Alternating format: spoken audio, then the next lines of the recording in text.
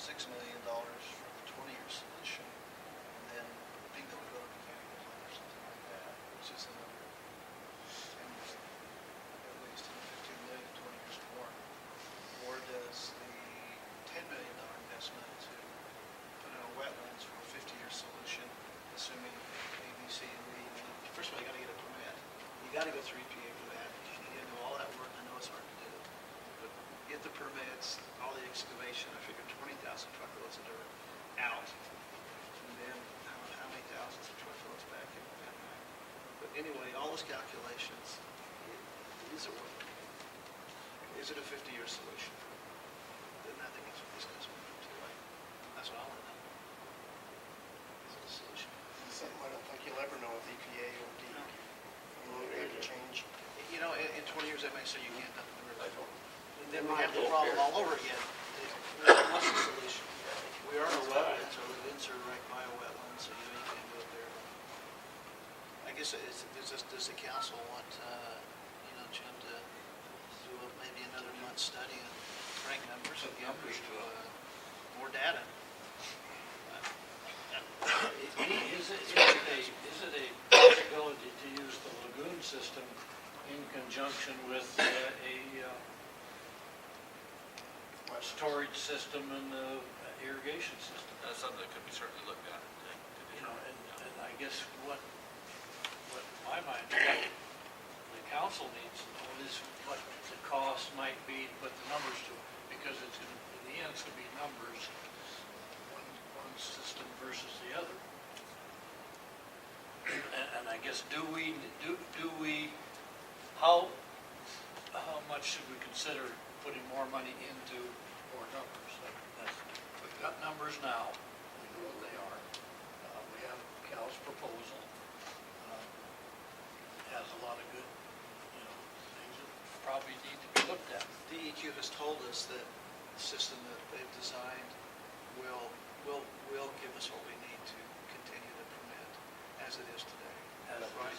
But on the other hand, we'd still have to make a deal with overactors. We have to get some land. Now, and not only that, overactors have sold off parts of the ranch already, and there's houses up there. So you got these brand new houses out there now. I would think we'd have to have the cooperation of people that just built brand new houses there and these people to be live in the overlooking county. this.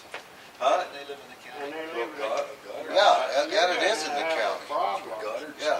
Where the old, I mean, we got to get all these people together. I mean, you're going to go ahead and spend a bunch of money on a feasibility study, which is fine because we need the numbers to know what we need to do. But then we're going to have a court battles with these people out here. There's no eminent domain out there. I think the We're not first going thing, to eminent domain. There is none out there. Yeah, It's in but the they county. don't want to do the that. first thing that we need to do, in my opinion, is make sure we got a place to put it. We have to have a place to put it first And before then we do all if this we can put it studies. out there, like, it's feasible, then go on from there. But if they say there's no way you're going to get any Place ground, to put Well, it. you We have got a to, place to put it. you have to get a DEQ to approve it and EPA, then you got to get a bond. You got to get someone who will loan you the money to do this project. And there's a lot of things you got to do. But George, you got to have a place to put the wetland. That will be So part did of the Arcata, feasibility. so did all these other towns. One of the They had things similar Yeah, but problems. In working with we don't irrigate in the winter up here. I would say we do it my wife works for this Fish and Game with the screen shop. And those farmers start taking water the end of March, 1st of April, and they go for as long as they can. So it might be 6.5 months that they would use it. But I got to go to work, so you guys can still chat. I got to go to my real job. We ask, So, But anyway, we ask Jim either way, if we do, either way, do we need to line and repair our collection system? Yeah, the collection system's a given, and we've got to work on that. Either way, we we've got to dredge the Make it a ponds. collection system. No, our collection system. I know, but we have to dredge our ponds too. asking the engineer, I think we do. It's collapsing. Definitely, it's collapsing in areas. Any So treatment we solution stood you up with have, that. you need to eliminate We your still have to do infiltration, your groundwater infiltration, no matter what you do, to reduce the ultimate sizing and effectiveness. I don't agree with that. You don't think we have If to it's going fix into a wetland, it infiltration? doesn't matter. The only reason it matters in the lagoon is because it's limited in size. But if the collection system collapses and it can't get to the wetland, then What you're. happens? That's right.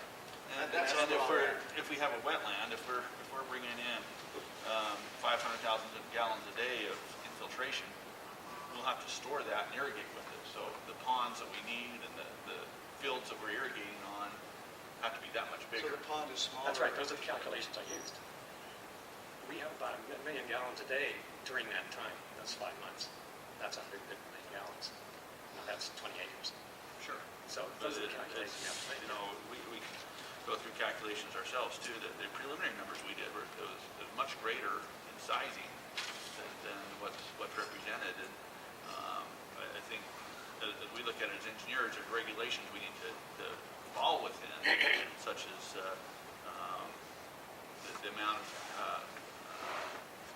irrigation you can put on land, and you have to put disinfection in the water and stuff in the application where it's municipal wastewater and things like that. And, you know, we've looked at this for the city of Lava Hot Springs recently, and their flows are about 300,000 gallons a day. And, you know, one of the things they want us to look at is where can we put this water? And so we took 3 or 4 different potential alternatives to land apply and put the storage lagoon, and did cost estimates for each one, and was able to provide them with alternatives to consider.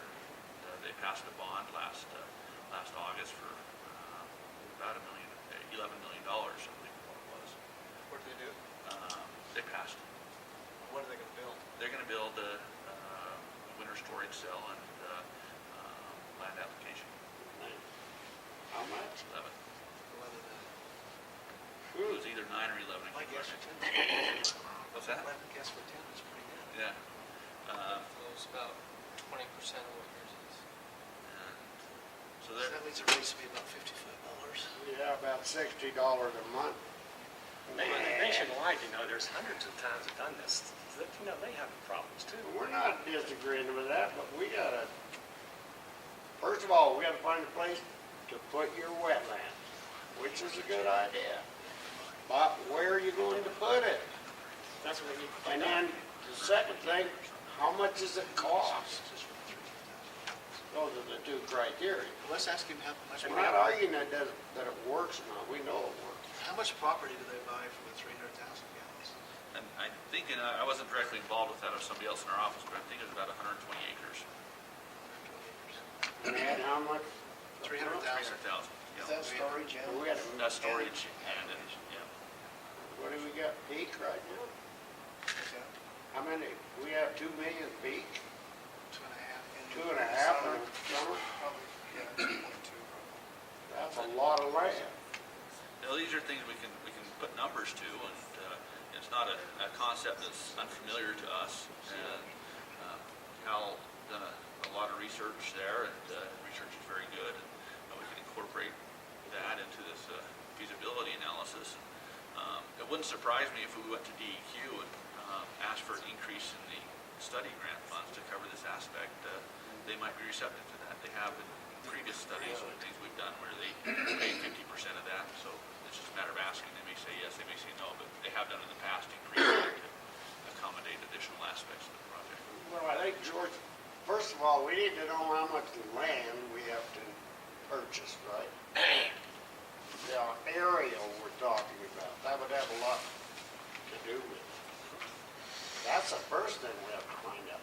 Second thing is that amount of land available, right? Third thing, what is the cost involved? But the first thing, we have to find the land, and it has to be available. Well, Yeah. we can't put this thing on the moon. I understand that. You know, I mean, What it George works. did come to the same conclusion I did too. It looks like a 50-year solution.